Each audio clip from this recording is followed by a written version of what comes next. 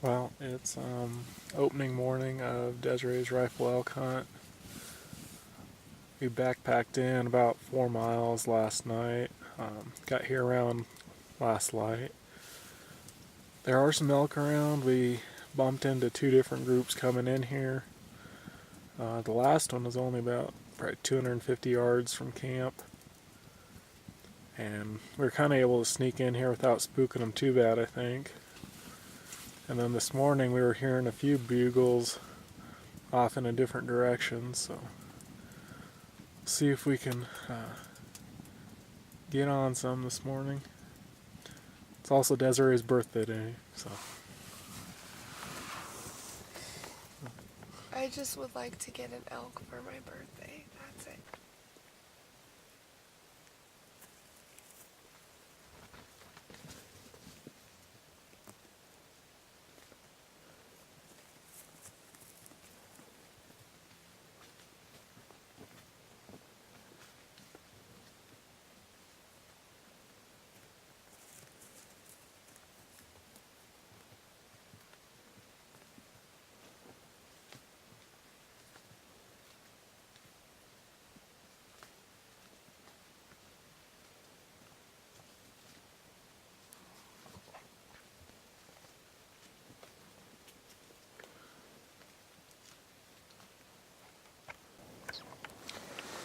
So it's Monday morning. It's been tough, to say the least. Guess we shouldn't complain too much because we've seen elk every day since we've been in here. Just 3 days, 2 nights. But they've always been 1,000+ yards away. Some people can make that shot. I'm just not confident in my ability to. Saw a couple big bulls. We have had some elk cross our path by our camp, but they were just kind of little 3-pointers or spikes.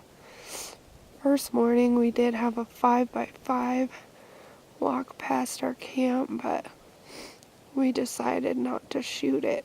Hopefully it doesn't end up being one of those stories where don't pass up the bull you would have shot on the last day.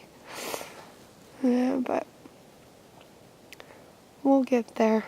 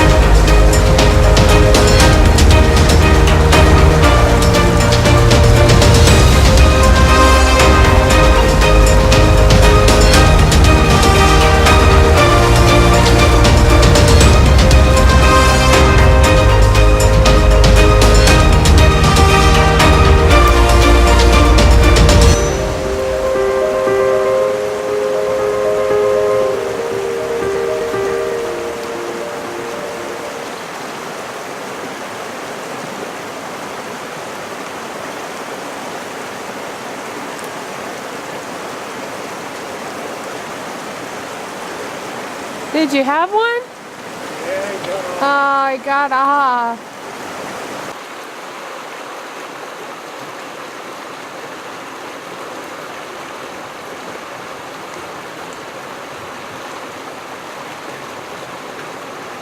Bingo.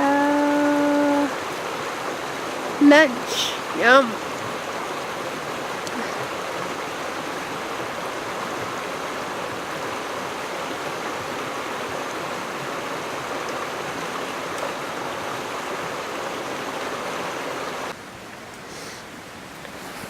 Well, we're around lunchtime. I've had a cold, so my nose looks like Rudolph the Red-Nosed Reindeer. We are continuing this elk hunt. Justin talked about if we hunt tonight and tomorrow, and still kind of aren't getting opportunities. May move camp, which is a big pill for me to swallow. We hiked 4 miles in to camp, and I'd say we probably put about 10 miles around camp in the past 2 days, so I'm in 14 miles already, which gets to be tough on anyone. So the thought of putting everything back into my backpack and carrying it on my back up more because we think maybe we might be too low. We want to go a little higher if we don't get into something. So that's a little bit like, but gotta do what you gotta do, right? Gonna get a fire going. We caught some fish in the river we're gonna have for lunch, so thought you'd want to watch the fire making.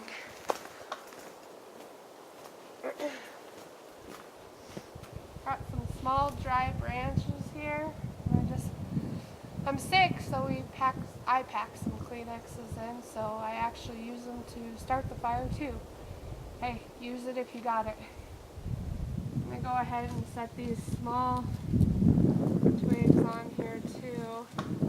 I've got some twigs underneath it, and I've got the Kleenexes and some paper product, and then I'm gonna set another group of twigs on top of it just to make sure we get a fire going.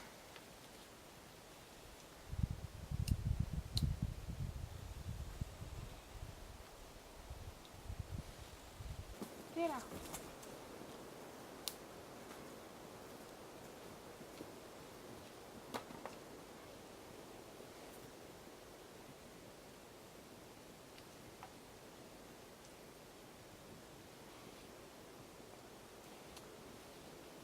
Well, we've got our fire. I'll grab you here. We are all ready to cook some fish. So right here is an addition to the fish, and what that is, some good old tuna creations.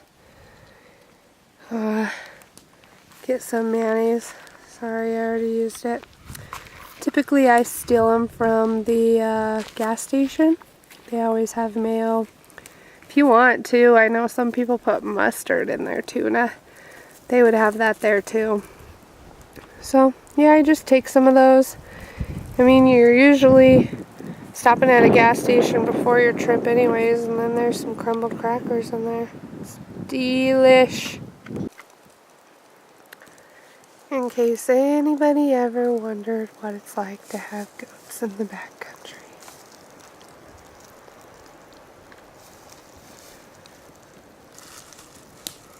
They want to be by you. They want to chill when you chill. They like sitting by the fire too. This is what it's like. Hashtag goat life. Sometimes you have a goat who likes to test waters. Not in a bad way, they just want to get in your business. Back! Back!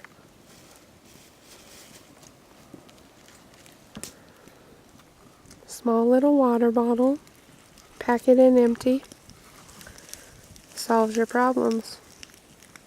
It's an embarrassment to them when they get sprayed by a water bottle. I would say that's like the only, I wouldn't really call it negative thing, because it's good that they want to be by you, but complaint when it comes to goats is they're little pesters sometimes.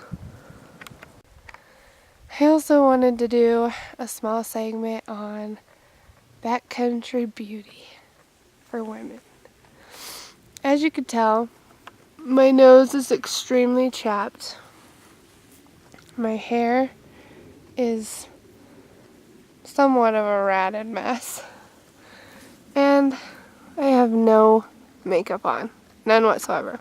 Which typically, even when I'm home, let's be honest, I have a toddler, I don't have time to put makeup on either. But my whole purpose of this whole backcountry beauty segment is that when you're camping or hiking or hunting in the backcountry, let's be real, you're not gonna pack in your makeup. And more power to you if you do, and you actually wake up early enough to put it on and still wake up early to go hunting and be out before the elk are. Just a little too much work for my liking. Okay, it's been a rough hunting trip. We've been into elk every day except for yesterday. We didn't see a thing. And so I was starting to get really discouraged. In fact, the first day I passed up a nice 5x5 just because it was the very first morning. We woke up and there he was, and we had been hearing bugles all night, so I had just thought, we'll get into other things. And then last night, I did, at the very end of the night, it was probably actually past last light, I saw a 3x3 come through, and I just couldn't shoot it. I just, those ones, they need to grow a little bit. This morning, I decided to tuck her out kind of in the same spot, and I just shot a bull.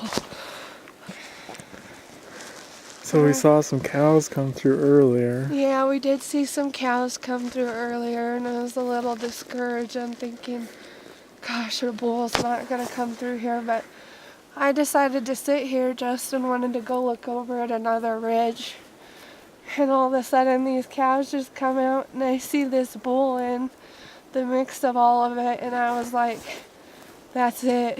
I'm shooting this bull. Still a little shaky.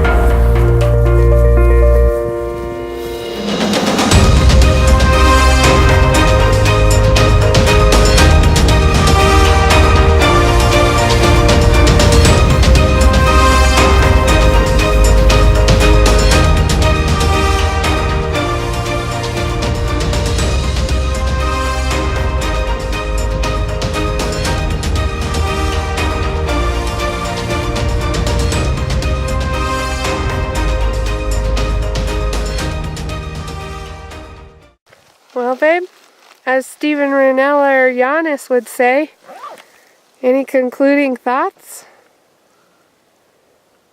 Glad we didn't have to move camp. Me too.